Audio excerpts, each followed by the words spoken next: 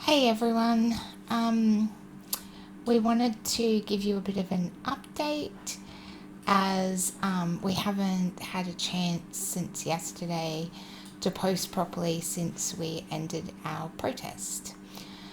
We both want to say thank you to every single one of you who reached out via phone, message, people who came to see us yesterday, friends who checked in.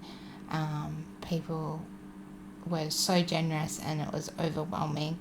Everyone was offering to come and do things for us or to come and cook or everything. And Steve and I were kind of overwhelmed with the generosity of our community as well.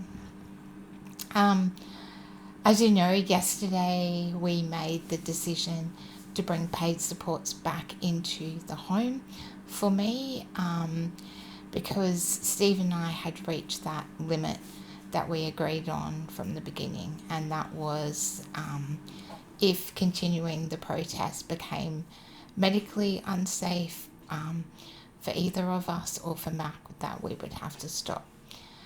And that's kind of where we got to yesterday morning. We were both completely exhausted. Very late on Wednesday evening, my insulin pod ran low. It actually ran out overnight on Wednesday. We're both physically and emotionally exhausted. I still don't have all of my regular support team back immediately. So yesterday we were relying on some standard supports, but also some temp emergency agency workers. So I still didn't have my typical 2-to-1 support, which did mean, unfortunately, that Steve was still having to provide a percentage of significant physical support for me. I had gone, some of the things that have happened over the past 4 to 5 days is that I have gone without a shower, and yesterday would have been day 8 of that. And that's because it takes 2 people to safely shower me. I didn't feel comfortable placing Steve in that position. And also, Steve just physically can't do that on his own. Let alone we had the energy or the time in the day to shower. So today I finally got a shower this morning, as you can probably see. I feel a lot more human again. I'm dressed better. My face is clean. My hair is washed. And Mac is happier too.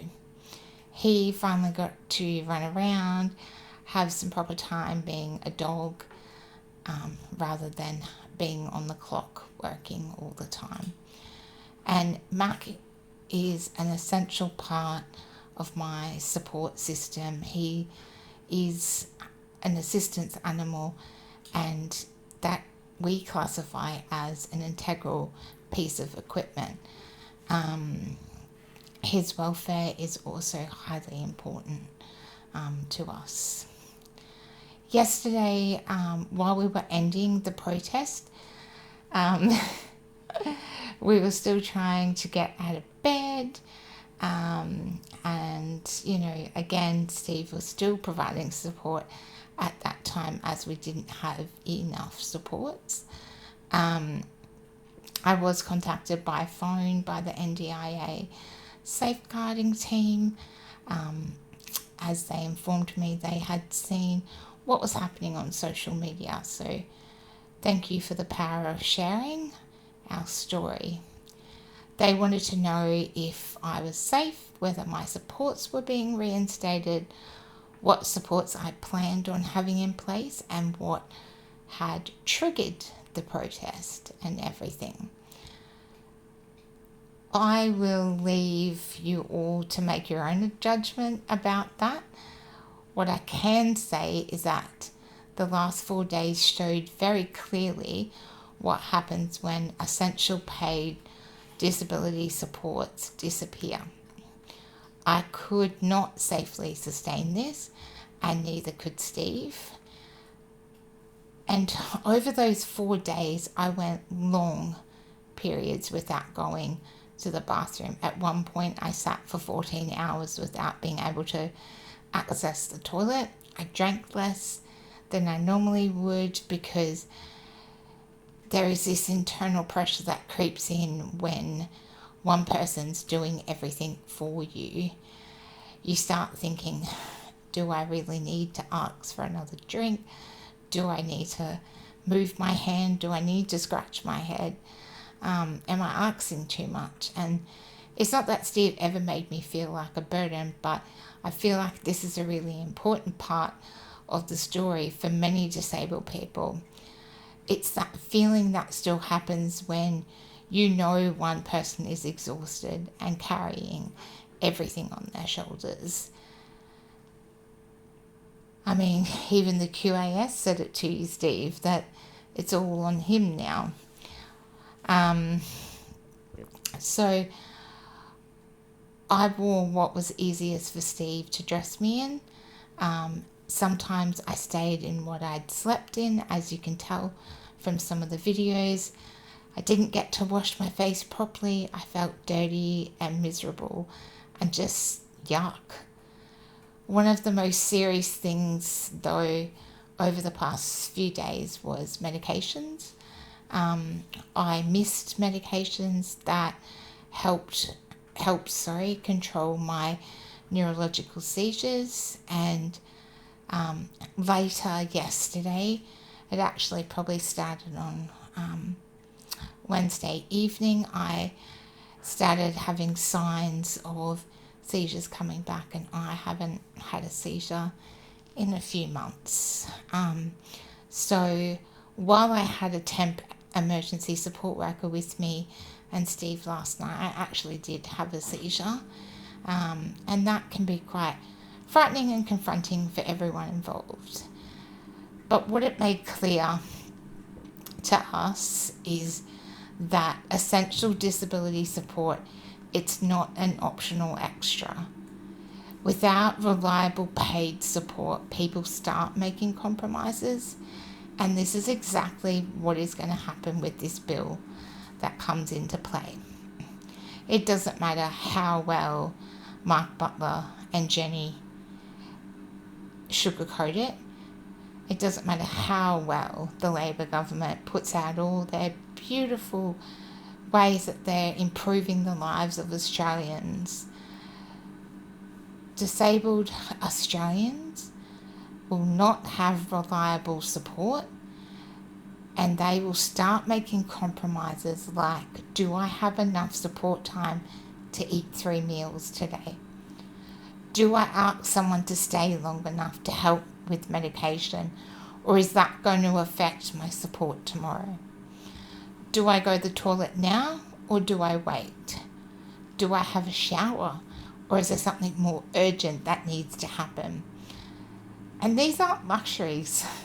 These are basic human needs, and the effects weren't only on me.